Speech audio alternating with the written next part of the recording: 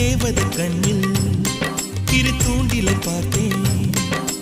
மாட்டிய மீனாய் நானே நானே பல்லவ மொழிகள் கூடி செதுக்கிய சிலைதானா பிரம்மனும் சிலையை பார்த்து ஜீவனை கொடுத்தானா தீண்டாமல் திருடச் சொன்னானா என்னை என்று